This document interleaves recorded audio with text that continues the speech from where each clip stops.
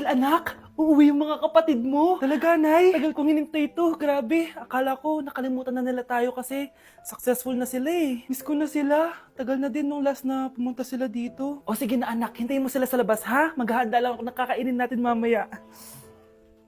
Uy, Kyle, balita ko, uuwi yung mga kapatid mo ah. Opo tita. Paano niyo po nalaman? Basta! Siguro proud yung nanay mo kasi successful yung mga anak niya, no? Oo naman, tita. Nagbunga lahat ng paghihirap ni nanay sa kanila. Deserve nyo yan. Malapit nyo nang malaman ng totoo walang sikretong hindi nabubunyag. Pasok na po ako, tita. Sige. Hello, Nay! Nandito na yung anak mong doktor all the way from New York! Hi, Nay! Nandito na yung anak mong teacher all the way from Central Elementary School! Hello, Nay! Nandito na yung anak mong engineer!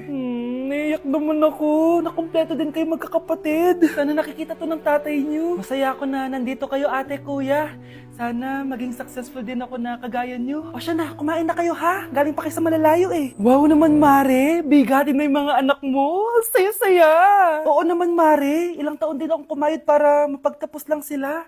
Pero worth it naman, di ba? Teka, Mare, para mas masaya, may kailangan kang malaman. Oh, eto. Ha? Ano to, Mare?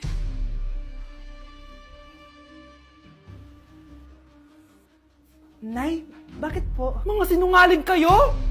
Paano niyo nagawa sa akin to, ha?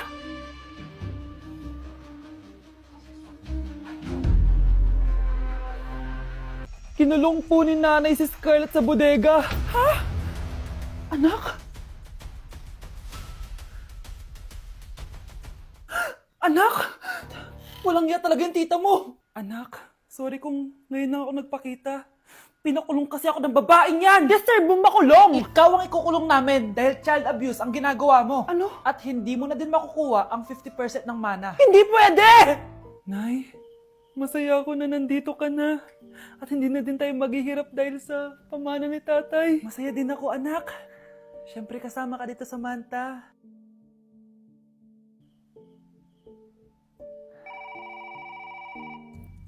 Ano ba? Bakit tawag ka ng tawag, ha? Oo, wala silang kaalam-alam. Sige na, baka mahuli pa tayo. Sa wakas, sa atin na ang mana. Maghahati tayo dito. Palayasin mo na yung mga batang yun, ha? Ako bahala. Ang galing talaga natin magpanggap date.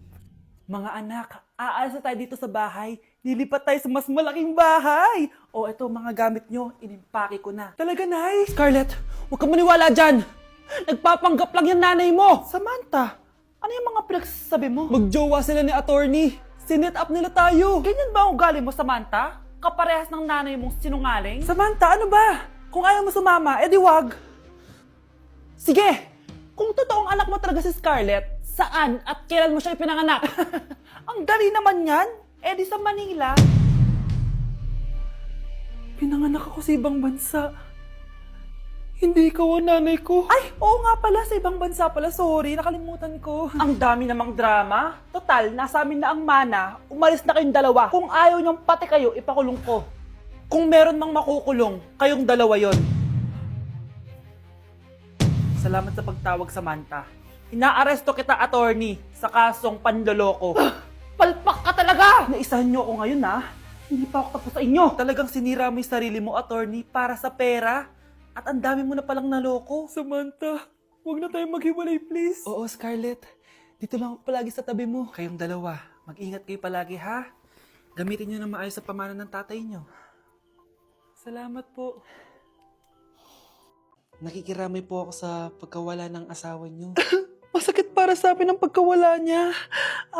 Kailan pala namin makukuha yung mga ipapamana niya sa amin? Ipaprocess pa po namin yun, ma'am. I-update na lang po namin kayo. Sige po, attorney.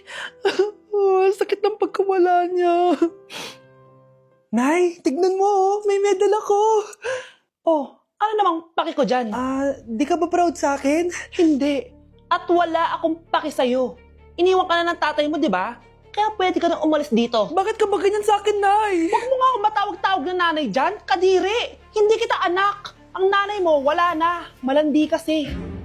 Nay, gutom na ako. Ay, gutom na baby ko. Wait lang, mag-order ako ng steak for you, ha? Yay! Steak, my favorite!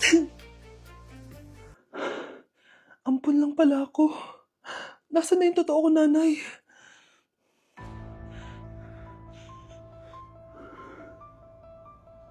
Tulog sila.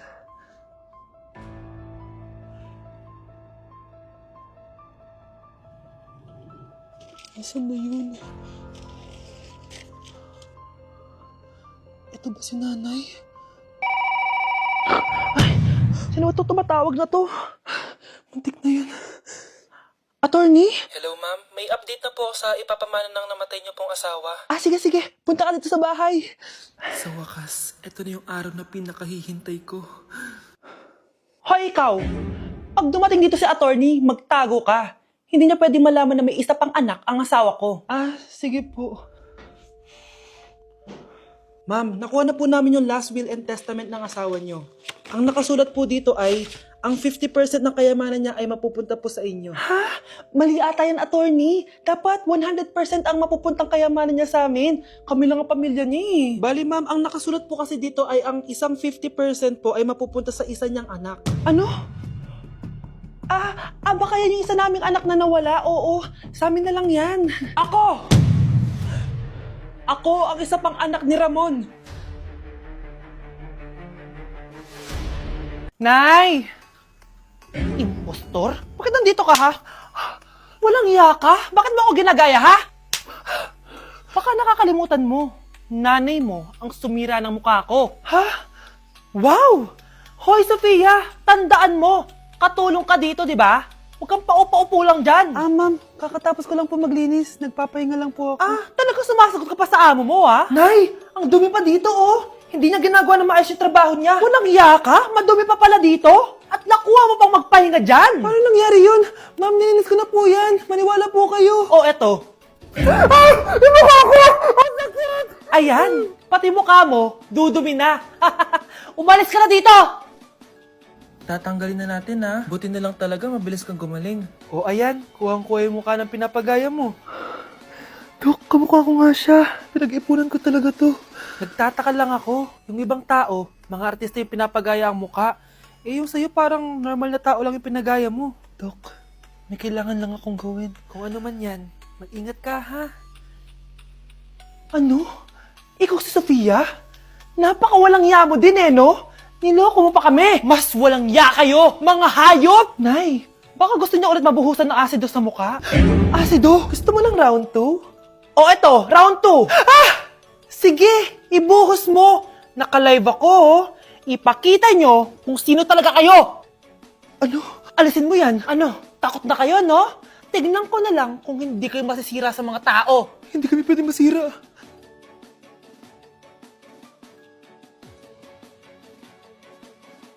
Okay, class. Magdi-discuss ako. Makinig kayo sa akin, ha? Grabe. Ang ganda ko talaga.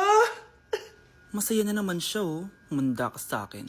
Ma'am, di ba po bawal mag-makeup kapag oras ng klase? Si Scarlett kasi nagme-makeup po. Pero pag ikaw pwede? Basto. Ay, oo. Mamaya na yung makeup na yung Scarlett, ha? Makinig ka sa akin. Di na siya makakapag-retouch. Okay, class. 2 ang naka-perfect sa exam natin. Si Cheska. Expect ko naman na perfect ako, At si Scarlett. Perfect din ako. Talagang nilalabanan ako ng babaeng to. Patingin na test paper mo.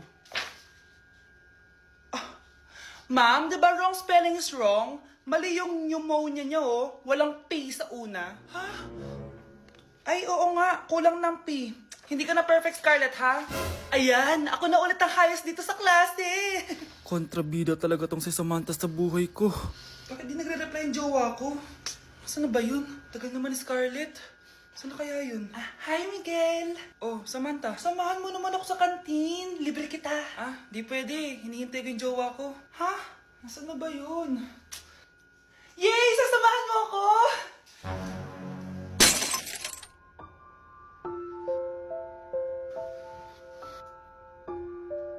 Ha? Wala naman ako sinabi! Scarlett?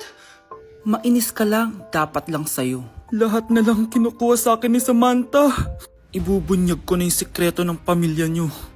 Nay, bakit po? Mga sinungaling kayo? Paano niya nagawa sa akin to, ha? Nay, anong sinasabi mo?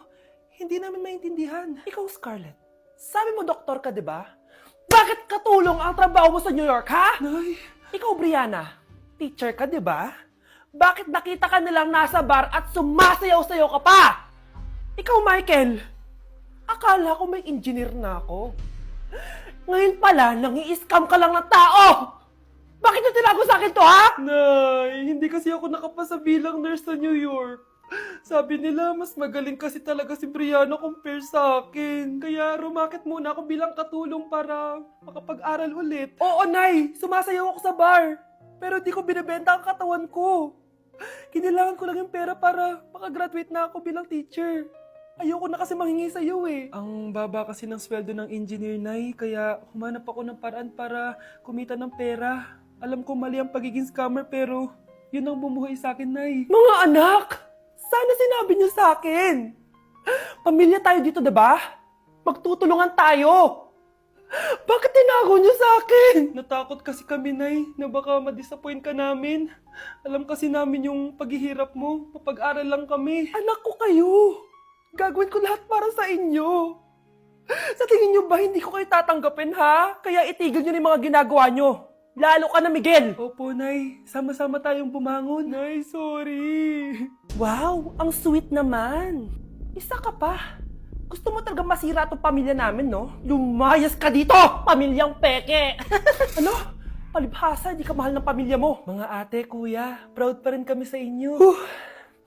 Mga anak, simula ngayon, sama-sama na tayo, ha? Walang iwanan at walang magtatago, ha? Promise? Promise, Nay. Hindi na kami magtatago.